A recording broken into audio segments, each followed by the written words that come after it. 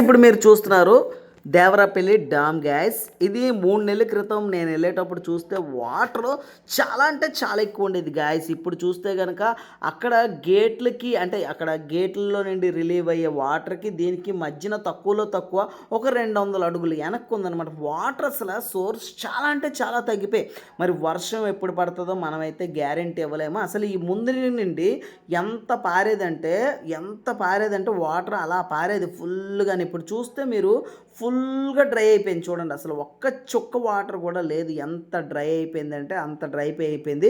ఇప్పుడు మీరు చూస్తున్న వాటర్ ఎక్కువ అనుకుంటున్నారు, కాదండి. యాక్చువల్గా ఇదేంటంటే ఉట్టప్పుడు అంటే వర్షాల టైంలో ఉండే వాటర్తో చూసుకుంటే గనక 10 భాగాల్లో ఒకటో భాగం వాటర్ అయితే మాత్రమే ఇక్కడ ఉంది గాయస్. చూస్తుంటే కనుక ఇక్కడ చూసారు, అక్కడ మచ్చలు కనిపిస్తున్నాయా?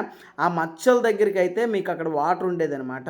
ఇప్పుడు అది చూసి చూడండి ఒకసారి. ఆ రిజర్వాయర్ పైనటువంటి అంటే గేట్స్ ఉన్నాయి కదా, ఆ పైన మచ్చల్లాగా ఏర్పడ్డాయి. ఆ మచ్చల దగ్గరికి వాటర్ ఉండేది. ఇప్పుడు అస్సలు వాటర్ లేదు గాయస్. ఇప్పుడు నేను పైకి వెళ్ళాను, నాకే ఎంత అంటే చాలా బాధ అనిపిస్తుంది. మనం వాటర్ని అయితే వేస్ట్ చేయకూడదు గాయస్. వాటర్ అనేది మనకు చాలా చాలా ముఖ్యం. చాలామంది ఏంటంటే అవసరం ఉంటే వాటర్ వాడండి, అనవసరం అనుకుంటే కనుక వాటర్ని వాడకూడదు. ఎందుకంటే చూస్తే కనుక నీరు కష్టాలు మనకి ఎంత వస్తాయి చెప్పలేం. ఇంకొకటి ఏంటంటే ఎండలు ఎప్పుడు తగ్గుతాయి అనేది మనం కరెక్ట్గా చెప్పలేకపోతున్నాం అనమాట. అసలు వర్షం సీజన్ అయితే ఇప్పుడు వచ్చేయాలి, కానీ వర్షాలు కూడా పడడానికి కొంచెం లేట్ అయ్యేటట్టు ఉన్నాయి.